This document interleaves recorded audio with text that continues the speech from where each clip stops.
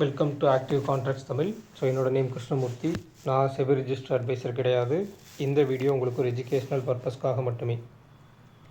So வர November 2ஆம் தேதி நம்மளுக்கு மந்த்லி செஷன்ஸ் வந்து ஸ்டார்ட் ஆகுது. ஜாயின் பண்ணவும் விருப்பம் இருக்கவங்க 7904877610 அப்படின்ற நம்பருக்கு வாட்ஸ்அப் பண்ணி கிளாஸஸ்க்கான டீட்டெயில்ஸ் வாங்கிக்கிங்க. வெபினாரில் அட்டன் பண்ணவங்களுக்கு தெரியும். ஸோ இதனுடைய டீட்டெயில்ஸ் என்ன சொல்லியிருந்தோம் அப்படின்றதில். ஸோ வெபினார் அட்டன் பண்ணவங்களுக்கு தனியாக சில டிஸ்கவுண்ட் ப்ரைஸஸ் இருக்குது மந்த்லி செஷனில். ஸோ அவங்களும் ஜாயின் பண்ணிக்கலாம். அண்ட் ஓல்டு மெம்பர்ஸ்க்கு இந்த நவம்பர் மந்த்தை ஒரு ரிவைஸ் பண்ணுற ஃபுல் செஷனை அட்டன் பண்ணுறதுக்கு ஒரு ஆஃபரும் இருக்குது. அவங்களுமே அட்டன் பண்ணிக்கலாம். இந்த ஒரு நவம்பர் அண்ட் டிசம்பர் இந்த 2 மாதத்துக்குள்ளே நீங்கள் ஜாயின் பண்ணுறீங்கன்னா உங்களுக்கும் அந்த வாய்ப்பு இருக்கும். ஒவ்வொரு மந்த் எண்ட்லேயும் நீங்கள் ஒரு செஷன் அட்டன் பண்ணுற மாதிரி இருக்கும். அட்டன் பண்ணி நீங்கள் உங்களுடைய டவுட்ஸை கேட்டுக்கலாம். அதே மாதிரி ஒரு 4 months ஒன்ஸு மொத்தமாக எல்லா செஷனையும் அட்டன் பண்ணுறதுக்கும் உங்களுக்கு ஒரு வாய்ப்பு கிடைக்கும். ஓகேங்களா? ஸோ நேற்றுக்கு நம்ம வந்து ஒரு 2 விஷயம் குறிப்பிட்டு சொல்லியிருந்தோம். ஒன்று எஸ்டர்டே ஹை அண்ட் இன்னொன்று கால் சைடு இம்ப்ளைடு வால்டிலிட்டி. அப்போ call side implied volatility double the time இருந்தாங்க. எப்போவுமே நம்மளுக்கு 1 or 2 பாயிண்ட்ஸ் தான், இல்லை ஒரு 3 to 5 பாயிண்ட்ஸ் தான் டிஃப்ரென்ஸ் இருக்கும். பட் இங்கே புட் ஆப்ஷன் சைடு 9னா கால் ஆப்ஷன் சைடு 18 அப்படின்ற ரேஞ்சில் double the time implied volatility இருந்தது. அப்போ அதனுடைய முக்கியத்துவம் எப்படி இருக்குன்றதை பாருங்கள். அதனால தான் நம்ம வந்து அழுத்தி சொல்லியிருந்தோம். 2-3 தடவை அகைன் அண்ட் அகைன் சொல்லியிருந்தோம். எஸ்டர்டே ஹைக்கு மேலே சஸ்டெயின் ஆகிறாங்களான்னு பாருங்கள். ஸோ அப்போ எஸ்டர்டே ஹைக்கு மேலே சஸ்டெயின் ஆகலை அப்படின்ற பட்சத்தில் கால் சைடுக்கான வாலட்டைல் செஷன். அப்போ கால் ஆப்ஷனுக்கு வாலட்டிலிட்டி அதிகமாக இருக்க போகுது. ஏன்னா கால் ஆப்ஷன் சைடு இம்ப்ளைடு வாலட்டிலிட்டி இருக்காங்கன்னா கால் ஆப்ஷன் சைடு என்ன ஆக போகுது, வாலட்டிலிட்டி ஜாஸ்தியாக இருக்க போகுதுன்னு அர்த்தம், டபுள் த டைம் இருக்கனால. So morning open to yesterday haiku நம்மளுக்கு ஒரு மொமெண்டம் கிடைக்குது. அகெயின் அங்கேருந்து ரிவர்சல் ஆனவங்க கால் ஆப்ஷனுக்கு ஒரு மினிமம் ப்ரீமியம் கொடுக்கப்பட்டு அங்கேருந்து டைரக்ட் டு ஒயிட் எட்ஜோட மிட் பாயிண்ட், ஷார்ட் எட்ஜோட மிட் பாயிண்ட், அதுக்கப்புறம் ஓப்பன். ஸோ இந்த ஒயிட் எட்ஜோட ஷார்ட் எட்ஜோட மிட் பாயிண்ட்டை கடக்கும்போது இங்கே என்ன ஆயிடுறாங்க, ஃபியூச்சரும் ஓப்பனுக்கு கீழே வந்துடுறாங்க, ஸ்பாட்டும் ஓப்பனுக்கு கீழே வந்து direct to yesterday low, again அங்கேருந்து ஓப்பன், திருப்பி எஸ்டர்டே லோ, திருப்பி ஓப்பன். அப்போ இன்றைக்கி மார்க்கெட் எப்படின்னா ஓப்பன் டு எஸ்டர்டே ஹை, அங்கேருந்து direct to yesterday low, again open, again yesterday low, again open. அப்போ ஈவினிங் நம்மளுக்கு எண்ட் ஆஃப் த செஷனில் நம்மளுக்கு 900 அப்படின்ற ஒரு ஸ்ட்ராடில் அந்த இடத்துல டேபிளில் இருக்குது. எட்ஜஸாக நம்மளுக்கு 800ம் மேலே 25,000 இருக்காங்க. அப்போ இந்த 26,000 இருக்காங்க. அப்போ அந்த இடத்துல நம்மளுக்கு மிட் பாயிண்ட் வந்து 900 இருக்குது. அப்போ நியர்பை இந்த எஸ்டர்டே லோ இந்த இடத்துல 800க்கும் நியர்பை நம்மளுக்கு எஸ்டர்டே லோ இருக்காங்க. ஸோ அதில் ஒரு ப்ரீமியம் டிகே உட்பட்டு அங்கேருந்து கால் ஆப்ஷன் ஒரு 0 to 0, மார்னிங் புட் ஆப்ஷன் ஒரு 0 to 0, அகெயின் கால் ஆப்ஷன் ஒரு 0 to 0. மார்னிங் ஸ்பாட் இங்கே ஷார்ட் எட்ஜோட மிட் பாயிண்ட்டை கடக்கும்போது ஃபியூச்சர் ஓப்பனை கடந்தவங்க தான் அதுக்கப்புறம் ஓப்பனுக்கு கீழே தான் ட்ரேட் ஆகியிருக்காங்க. ஓகேங்களா? அப்போ நீங்கள் இந்த டேபிளை அடுத்தடுத்து ஒரு 5 minutesோ இல்லை 10 minutesோ இல்லை அரை மணி நேரம் 1 மணி நேரம் அப்படிலாம் பார்க்குறத கூட விட்டுட்டு சரியான லெவல்ஸில் ஒரு எட்ஜஸில் எப்படி இருக்காங்கன்னு பார்க்கணும். இப்போ உதாரணத்துக்கு நம்ம கமெண்ட் செக்ஷனில் லாஸ்ட் வீடியோ போட்ட கமெண்ட் செக்ஷனில் ஒருத்தர் போட்டிருந்தார், நீங்கள் பார்த்தீங்கன்னா தெரிஞ்சிருக்கும். கரெக்டாக 12 மணிக்கு எஸ்டர்டே லோவுக்கிட்ட இருக்கும்போது அவர் டேபிள் அனலைஸ் பண்ணி ஓப்பன் வரைக்கும் வரும் அப்படின்றத அவரே இண்டிவிஜுவலாக ப்ரெடிக்ட் பண்ணியிருக்கார். இந்த மாதிரி நீங்களே அனலைஸ் பண்ண கற்றுக்கணும். இன்ட்ராடேயில் டேபிளை அனலைஸ் பண்ண கற்றுக்கிட்டீங்க அப்படின்னா நம்மளுடைய ரேஞ்சுக்கு உட்பட்டு இன்ட்ராடேயில் எப்படி மொமெண்டம் இருக்க போகுது அப்படின்றது ஓரளவுக்கு உங்களுக்கு தெரிஞ்சிடும். அப்படி தெரிஞ்சிச்சுன்னா என்ன ஆகுன்னு கேட்டிங்கன்னா ஆரம்ப காலகட்டத்தில் உங்களுக்கு அது தெரியறதுக்கு கொஞ்சம் டைம் எடுக்கும், ட்ரேட்ஸை மிஸ் பண்ணுவீங்க. பட் கன்ஃபர்மேஷன் எடுக்கிறனால தவறான ட்ரேடை வந்து நீங்கள் எடுக்க மாட்டீங்க. ஸோ அதில் வந்து கொஞ்சம் மாறுபட்டுரும். தவறான ட்ரேடை குறைக்கிறது, அதே மாதிரி ஓவர் ட்ரேடை கம்மி பண்ணுறது. வெபினார் அட்டன் பண்ண நிறைய பேர் சொன்ன விஷயம் என்னென்னு கேட்டிங்கன்னா ஓவர் ட்ரேடை கண்ட்ரோல் பண்ணது. உங்கள் சேனலை பார்த்ததுக்கப்புறம் ஓவர் ட்ரேடை கண்ட்ரோல் பண்ணுறது தான் நான் பண்ணிகிட்ருக்கேன் அப்படின்ற மாதிரி கண்ட்ரோல் பண்ணி இப்போ ஓரளவில் பிரேக் ஈவனுக்கு மேலே வர்றதுக்கு ட்ரை பண்ணுறோம் அப்படின்னா. ஸோ அதைத்தான் வந்து கடைபிடிக்கும். ஓவர் ட்ரேடை எப்பப்பெல்லாம் நீங்கள் கண்ட்ரோல் பண்ணுறீங்களோ சரியான ட்ரேடுக்கு உங்களை கொண்டு போகும் இந்த ஆக்டிவ் கான்ட்ராக்ட்ஸை பொறுத்த மட்டும். ஏன் அப்படின்னா இந்த ஆக்டிவ் கான்ட்ராக்ட்ஸில் ஓரளவுக்கு உங்களுக்கு ஒரு ரேஞ்ச் கிடச்சிடும், ஒரு எட்ஜ் கிடச்சிடும். அப்போ அந்த எட்ஜ் கிடைக்கும்போது அந்த எட்ஜோட பாட்டத்தில் இருக்குது அப்படின்னா நீங்கள் அதுக்கு கீழே புட் ஆப்ஷனில் யோசிக்க மாட்டீங்க, டாப்பில் இருக்குன்னா அதுக்கு மேலே கால் ஆப்ஷன் சைடு யோசிக்க மாட்டீங்க. அப்போ என்ன அர்த்தம் அப்படின்னா ஒரு ப்ரீமியம் மேலே ஏறியிருக்காங்கன்னா ஆல்மோஸ்ட் இந்த லோவிலேருந்து இந்த ப்ரீமியம் ஏறி பிரேக் அவுட் கொடுக்குற இடத்துல நீங்கள் போய் பை பண்ண மாட்டீங்க. அப்போ அது பிரேக் அவுட் ஆகிருக்காது. ஏன்னா இங்கேருந்து கொடுக்கப்பட்ட ப்ரீமியம் ஒன்று இருக்கு இல்லையா, ப்ரீமியம் கொடுக்கப்பட்டு அகைன் என்ன பண்ணுவாங்க, அடுத்த லெவல் வரைக்கும் அந்த லெவல்லேருந்து திரும்ப தான் பார்ப்பாங்க. ஸோ அப்போ அதெல்லாம் அனலைஸ் பண்ண தெரிஞ்சிருச்சு, ஓரளவுக்கு உங்களுக்கு தெரிஞ்சிச்சுனாலே கொஞ்சம் உங்களுடைய ட்ரேட்ஸ் வந்து கம்மி பண்ணும், ஃபைன் டியூன் ஆகும் ட்ரேட்ஸ். ஓகேங்களா.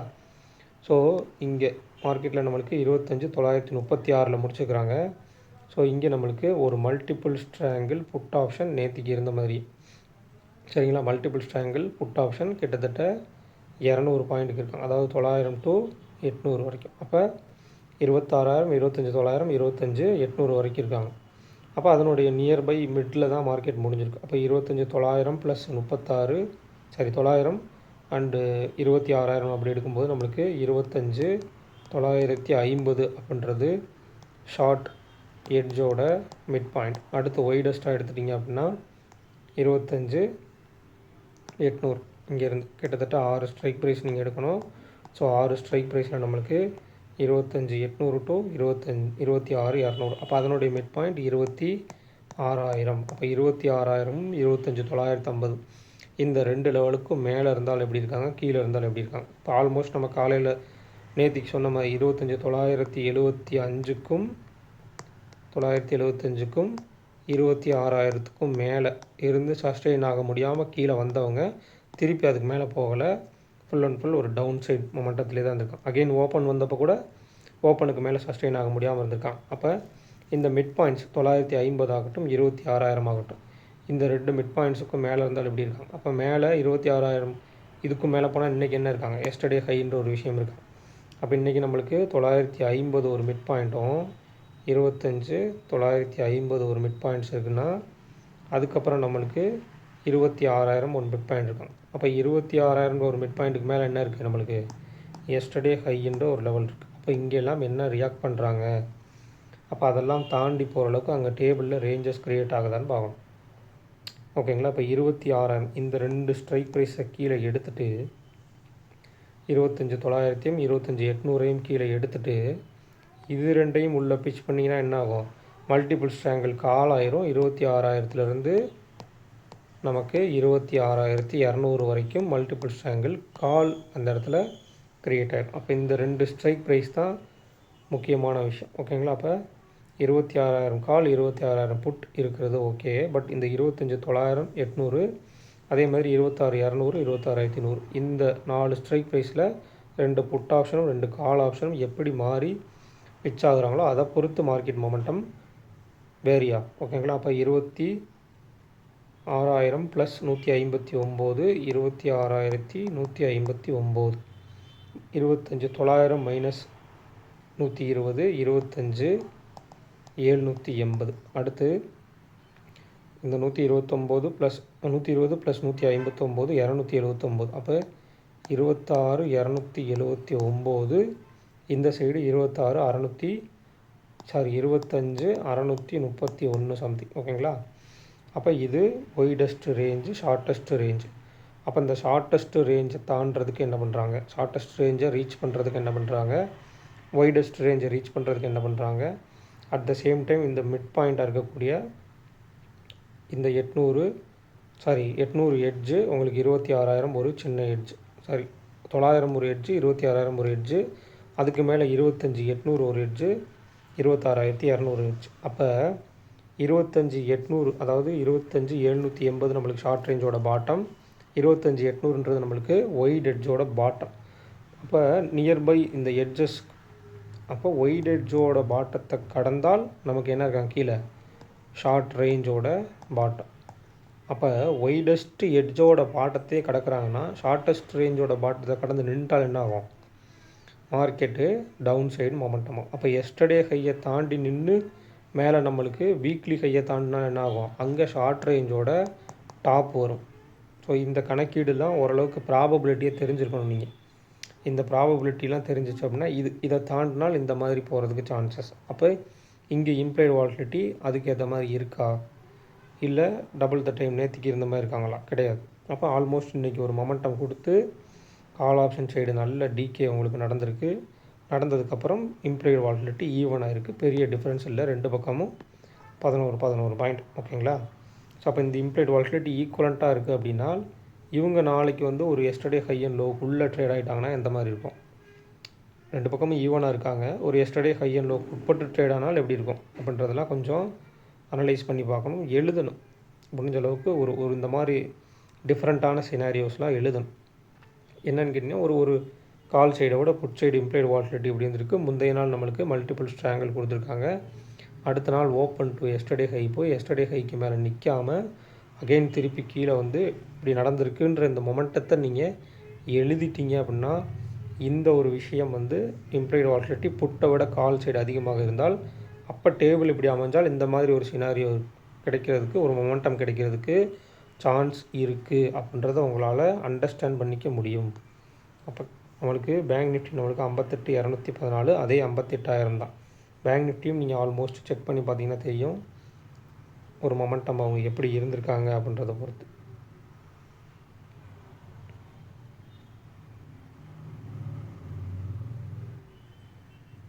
ஓகேங்களா? பேங்க் நிஃப்டியும் கிட்டத்தட்ட நம்மளுக்கு ஆல்மோஸ்ட் ஒரு 58,250 கீழே 57,750 நியர்பை ரேஞ்ச் தான் இருந்திருப்பாங்கன்னு நினைக்கிறேன்.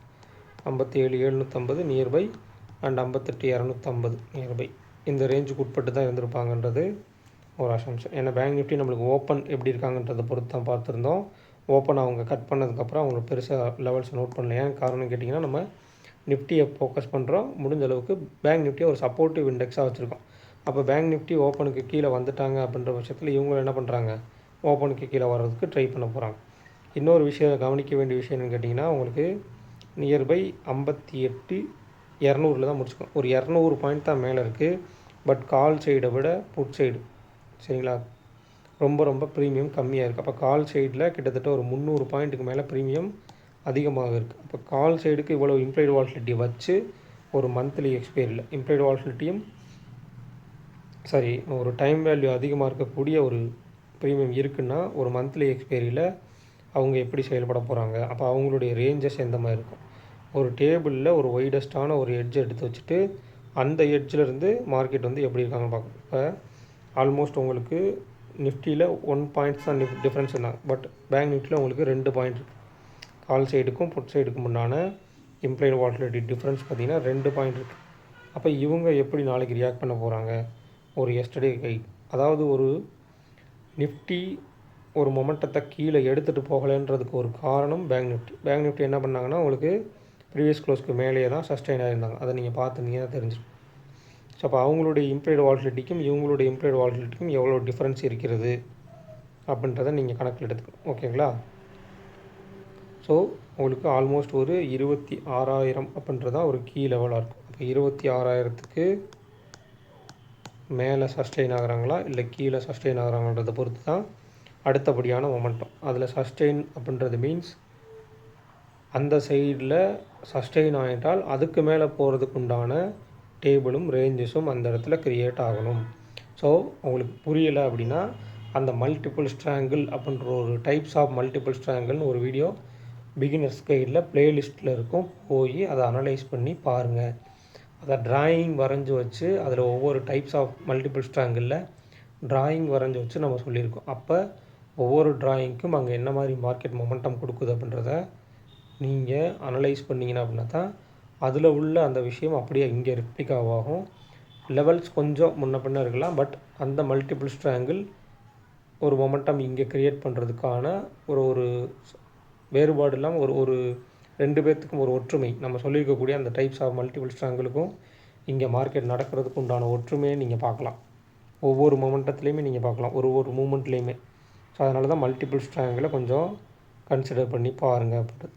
ஸோ இந்த வீடியோ பிடிச்சிருந்துச்சு அப்படின்னா லைக் பண்ணுங்கள், ஷேர் பண்ணுங்கள், சப்ஸ்கிரைப் பண்ணுங்கள். மறக்காமல் உங்கள் கருத்துக்களை வந்து கமெண்ட் செக்ஷனில் கமெண்ட் பண்ணுங்கள். நன்றி, வணக்கம்.